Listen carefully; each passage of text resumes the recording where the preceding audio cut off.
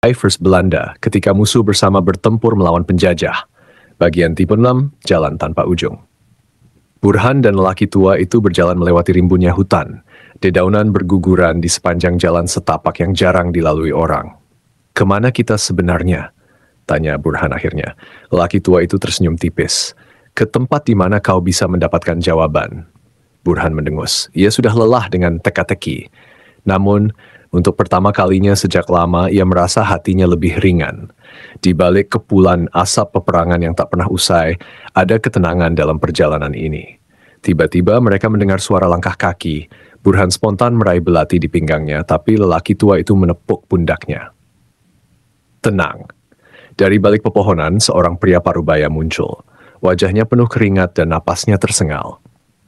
Tolong bantu saya." Burhan menatapnya curiga. "Apa yang terjadi?" Pria itu menunjuk ke arah utara. "Desa saya, DTI datang. Mereka mengambil semua yang kami punya." "DTI bergerak lagi?" Lelaki tua itu menarik napas panjang. "Sudah kuduga." Burhan menoleh. "Apa maksudmu?" Lelaki itu menatap ke kejauhan. "Ini belum berakhir. Mereka butuh menunjukkan eksistensi mereka." Burhan mengepalkan tangan. Ia tahu persis bagaimana DTI bekerja. Mereka tak akan berhenti sampai seluruh wilayah tunduk pada mereka. Pria parubaya itu menatap Burhan dengan cemas. "Tolong, mereka akan kembali lagi. Kami butuh bantuan." Burhan terdiam. Apa yang harus ia lakukan? Di markas I, sementara itu, di sebuah rumah panggung yang dijadikan markas, pemimpin DTI tengah berbicara dengan anak buahnya. "Kita butuh wilayah baru." Seorang pria dengan sorban hitam mengangguk. "Kita sudah menguasai beberapa desa kecil, tapi pasukan Republik pasti akan membalas." Pemimpin mereka tersenyum dingin. "Biarkan mereka datang. Kita akan tunjukkan bahwa kita lebih kuat." Seorang pria lain berbicara. "Tapi kita kekurangan senjata, banyak anggota yang gugur." Pemimpin DTI menghela napas. "Maka kita harus merekrut lebih banyak orang." Ia menatap tajam anak buahnya. "Jadikan mereka percaya bahwa ini jihad, bahwa ini perintah Tuhan." Sorak-sorai kembali memenuhi ruangan. Mereka siap melanjutkan pertempuran. Pilihan Burhan. Burhan berdiri di puncak bukit, memandang desa yang mulai diselimuti asap. Jantungnya berdegup kencang. DTI telah menyerang. Ia bisa melihat para pejuang bersorban itu menggeledah rumah-rumah, mengambil makanan, dan menggiring para lelaki untuk direkrut. Beberapa warga melawan. Namun mereka hanya orang biasa, bukan tentara. Burhan mengepalkan tangan. "Aku tidak bisa tinggal diam." Lelaki tua itu menatapnya dalam-dalam. "Kau ingin bertarung?" Burhan mengangguk. "Mereka bukan lagi saudara-saudaraku." Ia menarik napas panjang lalu berlari menuruni bukit. Untuk pertama kalinya, ia melawan orang-orang yang dulu pernah berjuang bersamanya. Dan kali ini, ia memilih untuk berpihak pada rakyat.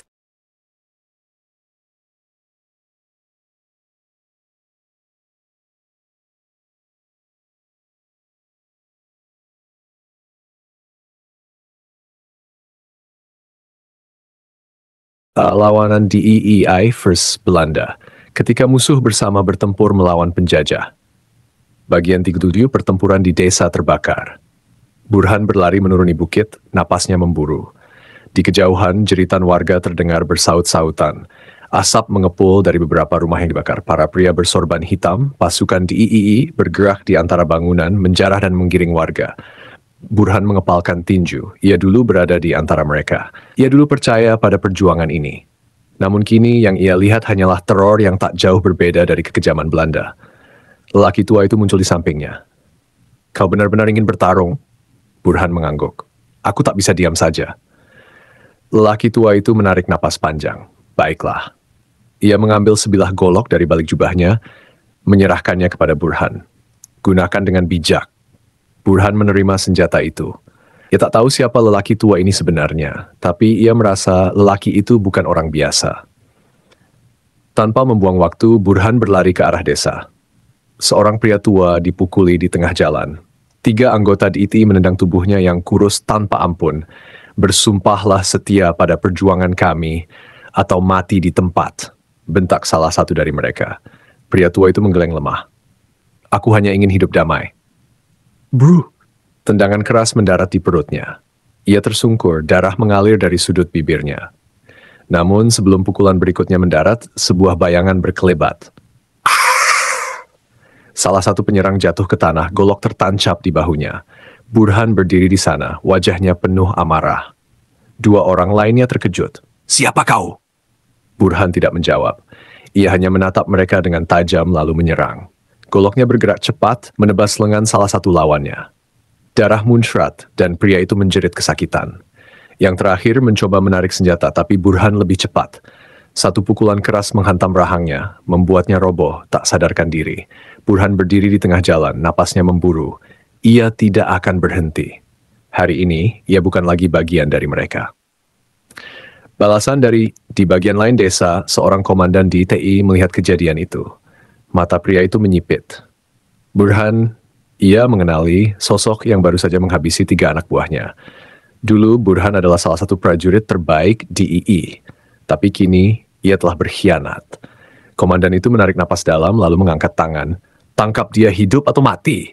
Puluhan anggota DITI bergegas ke arah Burhan. Pertempuran sesungguhnya baru dimulai. Pilihan yang tak bisa dihindari. Burhan tahu ia dikepung, tapi ia tak mundur. Lelaki tua itu muncul di sampingnya lagi. "Mereka akan memburumu selamanya." Burhan menggenggam golok-goloknya erat. "Kalau begitu, aku akan bertarung selamanya," lagi mencari jalan keluar. Ia telah memilih jalannya. Dan jalan ini hanya memiliki satu akhir, kebebasan atau kematian. Perlawanan di First Banda ketika musuh bersama bertempur melawan penjajah. Bagian 38. Dikepung tanpa jalan keluar. Burhan berdiri tegak, golok di tangannya berlumuran darah. Puluhan anggota di TII kini mengelilinginya. Matanya menyapu ke sekeliling. Api masih menyala di beberapa rumah. Asap membumbung ke langit. Teriakan warga yang ketakutan terdengar dari berbagai sudut desa. Sebagian sudah melarikan diri, sebagian lain masih menjadi sandera. Burhan mengepalkan tinju. Di depannya seorang pria bersorban hitam maju selangkah. Wajahnya penuh amarah. "Burhan, kau pengkhianat!" bentaknya. Burhan hanya menatap tajam. Ia tahu pria ini, namanya Abdullah, salah satu komandan DIII. Dulu mereka bertempur bersama melawan Belanda. Sekarang mereka berdiri di pihak yang berlawanan. "Aku hanya melawan kebiadaban," jawab Burhan dingin. Abdullah menyeringai. "Jadi kau lebih memilih bersama Republik?" Burhan tak menjawab. Baginya ini bukan lagi soal Republik atau DIII. Ini soal kemanusiaan. Dan DTI sudah melangkah terlalu jauh. "Aku tidak memihak siapapun. Aku hanya melawan mereka yang menindas rakyat." Abdullah mendengus. Omong kosong. Ia mengangkat tangannya, memberi isyarat kepada anak buahnya. "Bunuh dia." Pertarungan tanpa harapan. Burhan bergerak cepat. Begitu salah satu anggota DITI menyerang, ia langsung menangkis dengan goloknya. Cing! Benturan senjata berbunyi nyaring. Burhan berputar menendang lawannya hingga jatuh. Tapi serangan lain datang, 3 orang sekaligus. Burhan menebas ke samping, melukai salah satu di antaranya. Tapi pukulan keras menghantam perutnya. Ia terhuyung ke belakang. Dor! Tembakan dilepaskan. Burhan melompat ke samping, peluru hanya melewati bahunya. Ia tahu, ia tak bisa menang sendirian. Jumlah mereka terlalu banyak. Bantuan tak terduga. Saat Burhan hampir terdesak, sebuah suara menggelegar dari kejauhan. "Maju!" Dari balik reruntuhan rumah, sekelompok pria bersenjata muncul. Mereka adalah para pejuang Republik yang masih bertahan di daerah ini. Serangan dadakan itu mengagetkan pasukan DIII. Beberapa dari mereka langsung tumbang. Burhan menggunakan kesempatan itu untuk menyerang balik. Goloknya menebas cepat tanpa ragu, tanpa ampun darah bercipratan di tanah. Abdullah terkejut melihat situasi berbalik. "Mundur, kita regroup," perintahnya. Pasukan DTI mulai berhamburan. Mereka kalah jumlah sekarang. Setelah pertempuran, Burhan berdiri di tengah desa yang porak-poranda. Banyak yang gugur hari ini. Namun ia tahu pertempuran belum berakhir. Seorang pejuang Republik mendekatinya. Wajahnya penuh luka, tapi ia tersenyum. "Kau bertarung dengan baik, Burhan." "Siapa kau?" Pria itu mengulurkan tangan. "Letnan Hadi dari pasukan gerilya." Burhan menjabat tangannya. Ia tahu ini belum selesai. Tapi untuk pertama kalinya, ia merasa berada di jalan yang benar. Perlawanan DTI versus Belanda. Ketika musuh bersama bertempur melawan penjajah. Bagian 39, keputusan di tengah perang. Burhan menatap sekelilingnya. Desa ini sudah tak lagi sama. Mayat-mayat bergelimpangan di tanah. Beberapa dari mereka adalah pasukan DTE, sebagian lagi pejuang Republik yang gugur dalam pertempuran tadi. Api masih menyala di beberapa sudut, asap hitam membumbung tinggi ke langit. Warga yang tersisa mulai keluar dari tempat persembunyian mereka. Wajah mereka dipenuhi ketakutan. Burhan menarik napas dalam.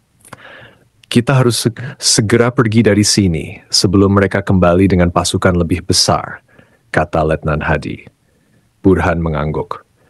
Ia tahu pertempuran belum selesai. Abdullah tidak akan tinggal diam. Pasukan DTE mungkin kalah kali ini, tapi mereka akan kembali. Dan saat itu terjadi, desa ini akan menjadi medan perang lagi. Tawaran dari pejuang Republik.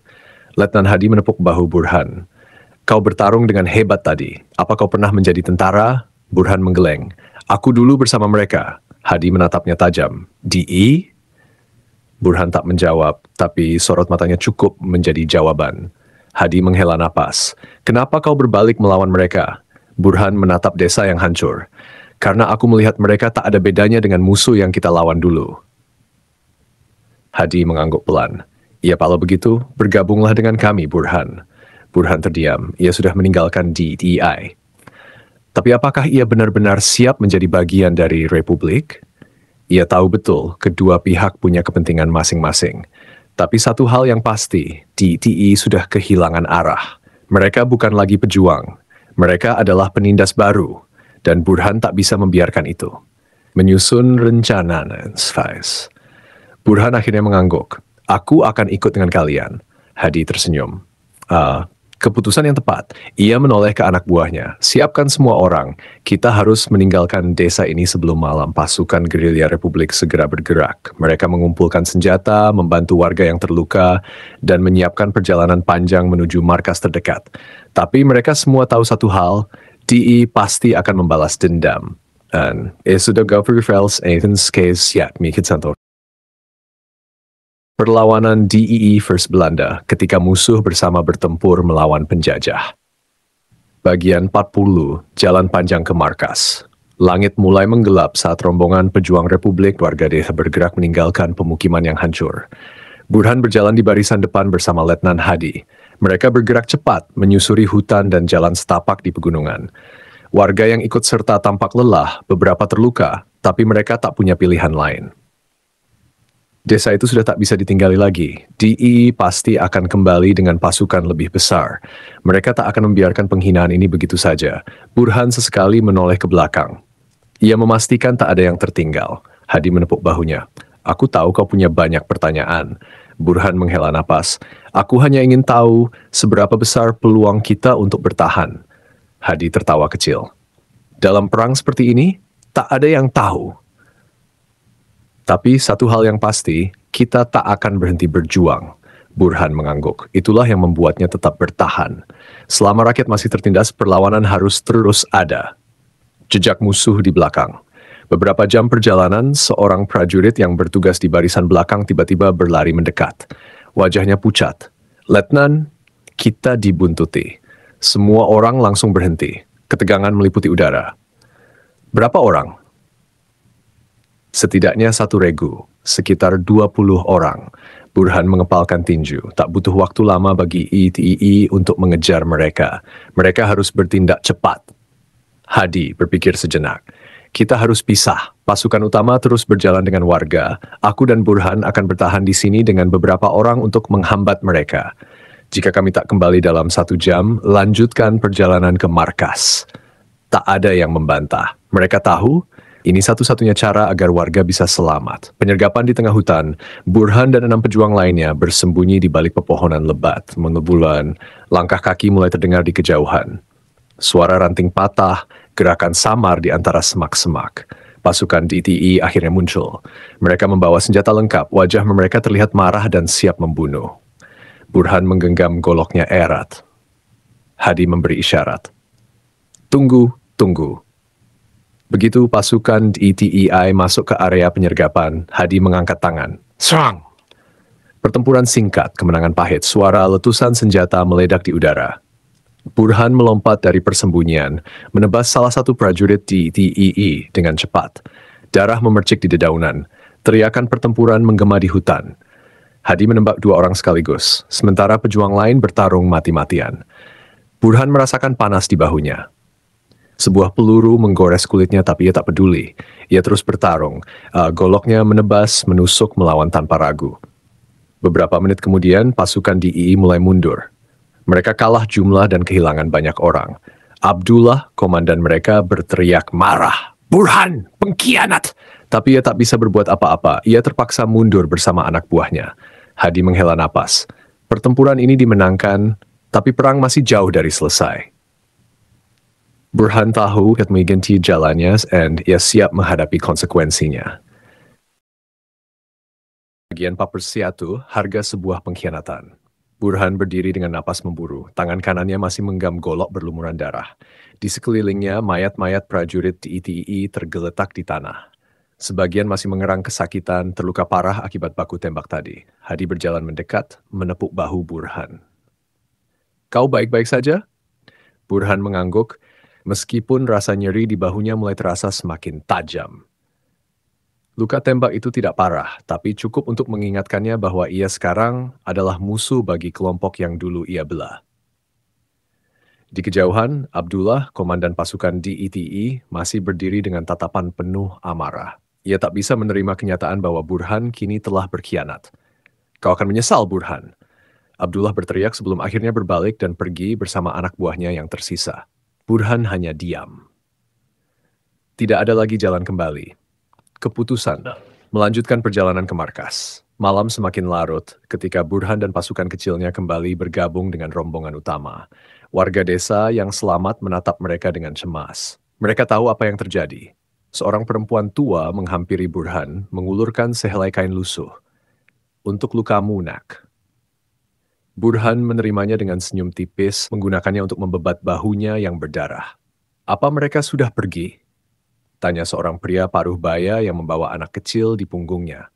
Hadi mengangguk. Untuk sementara kita aman, tapi mereka pasti akan kembali dengan lebih banyak pasukan. Burhan menatap wajah-wajah lelah itu. Mereka semua hanyalah rakyat biasa, terjebak di tengah perang yang tak mereka inginkan. Perjalanan ke markas masih panjang. Mereka harus segera bergerak sebelum fajar. Ayo kita lanjutkan perjalanan, kata Hadi akhirnya. Semua orang kembali berjalan dalam diam, hanya suara ranting patah dan desah napas lelah yang terdengar. Misi rahasia dari Letnan Hadi. Beberapa jam kemudian mereka tiba di sebuah lembah tersembunyi. Di sana pasukan Republik telah mendirikan pos sementara.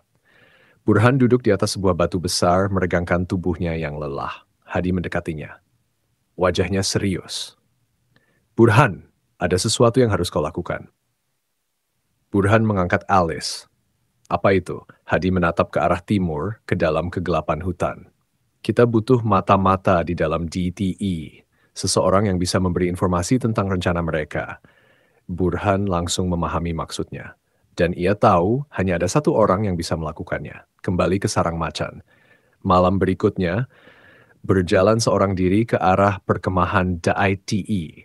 Ia tahu ini berbahaya. Jika ketahuan, ia pasti akan dieksekusi sebagai pengkhianat.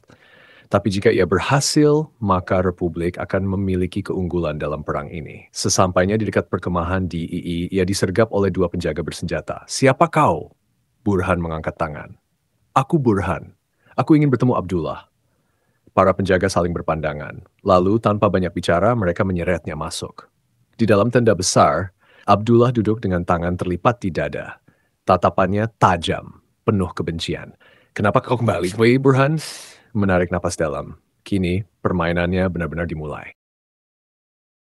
Baik, saya akan melanjutkan cerita hingga bagian ke-45 dan mengakhirinya dengan kata mutiara. Berikut kelanjutan cerita. Perlawanan DII versus Belanda. Ketika musuh bersama bertempur melawan penjajah. Bagian 42, musuh di tengah kegelapan. Burhan berdiri di hadapan Abdullah dengan tatapan tenang, meskipun di dalam hatinya ia tahu sedikit saja kesalahan akan membuatnya mati malam ini. Di dalam tenda besar itu, beberapa petinggi III duduk mengelilingi Abdullah. Mereka semua menatap Burhan dengan curiga. Kenapa kembali? Suara Abdullah terdengar berat. Burhan menghela napas, lalu berkata, "Aku menyesal telah meninggalkan kalian. Beberapa orang tertawa kecil. Mereka tak percaya begitu saja. Abdullah menyipitkan mata. Kau mengkhianati kami. Lalu tiba-tiba kembali, itu bukan penyesalan, itu kelicikan. Burhan menahan napas. Ia harus meyakinkan mereka. Aku melihat sendiri bagaimana pasukan Republik memperlakukan rakyat. Mereka tak lebih baik dari Belanda. Aku salah telah memilih berpihak pada mereka. Aku ingin kembali berjuang bersama kalian. Hening. Abdullah tidak langsung merespons. Ia menatap Burhan lama seakan mencoba membaca pikirannya. Akhirnya ia menghela napas dan berkata, buktikan kesetiaanmu, Burhan. Ada satu misi yang harus kau lakukan. Burhan menelan ludah. Ia tahu ini akan berbahaya. Apa yang harus aku lakukan? Abdullah tersenyum tipis, bunuh Letnan Hadi. Lagi nanti. Dilema di balik-balik pengkhianatan. Burhan terdiam. Pada itu membuat dadanya terasa sesak, dan Hadi adalah satu-satunya orang di pasukan Republik yang benar-benar mempercayainya. Jika Burhan membunuhnya, maka ia akan kehilangan arah. Namun, jika ia menolak, maka penyamarannya akan terbongkar dan ia akan mati di tempat. Burhan menarik napas panjang. Baik, kapan aku harus melakukannya? Abdullah tersenyum puas. Malam ini, buktikan bahwa kau benar-benar Kunhan memangguk. Ia tahu ia harus menemukan jalan keluar dari situasi ini, dan ia tak punya banyak waktu. Bagian bottom part, keputusan terakhir. Malam itu, Burhan berjalan perlahan ke arah perkemahan pasukan Republik. Di tangannya ada sebilah belati yang diberikan oleh Abdullah. Ia tahu bahwa di balik pepohonan, mata-mata DII sedang mengawasinya. Jika ia gagal menjalankan perintah, mereka pasti akan membunuhnya. Burhan tiba di tenda Letnan Hadi. Ia berdiri di depan pintu ragu-ragu. Masuklah, Burhan. Aku sudah menunggumu. Burhan terkejut. Hadi sudah tahu? Ia masuk ke dalam tenda. Hadi duduk di kursinya menatap Burhan dengan tenang. Aku tahu kau dikirim untuk membunuhku. Burhan menunduk. Aku tidak bisa melakukannya. Hadi tersenyum. Maka itu cukup membuktikan bahwa kau bukan pengkhianat. Burhan terkejut. Ia mengangkat wajahnya dan menatap Hadi. Hadi kemudian berdiri. Kau sudah melakukan cukup banyak. Sekarang saatnya kita mengakhiri ini. Burhan mengangguk. Malam ini perang harus berakhir. Bagian 45, akhir dari perang yang panjang. Subuh mereka ketika pasukan Republik menyerbu markas DII. Burhan bersama Letnan Hadi memimpin serangan dengan cepat dan taktis. Mereka sudah mengetahui titik lemah markas DII berkat informasi yang didapat Burhan selama penyamarannya. Pertempuran berlangsung sengit, darah membasahi tanah. Satu persatu pasukan DII tumbang. Banyak dari mereka yang menyerah, menyadari bahwa perang ini sudah tak lagi berarti. Di tengah kekacauan, Burhan berhadapan langsung dengan Abdullah. Kau benar-benar pengkhianat, Burhan. Abdullah berteriak marah. Burhan tak menjawab. Ia hanya mengangkat senjatanya, satu tembakan. Abdullah jatuh ke tanah. Matanya masih menatap Burhan dengan penuh kebencian sebelum akhirnya tertutup selamanya. Dan dengan itu, perang pun berakhir. Burhan menghela napas panjang. Ia tahu perjuangan ini belum selesai. Tapi setidaknya hari ini mereka telah memenangkan pertempuran. Kata Mutiara, tak semua perang harus dimenangkan dengan senjata. Kadang, kemenangan sejati adalah saat kita memilih untuk melindungi yang benar meski harus menghadapi banyak pengkhianatan. Tamat.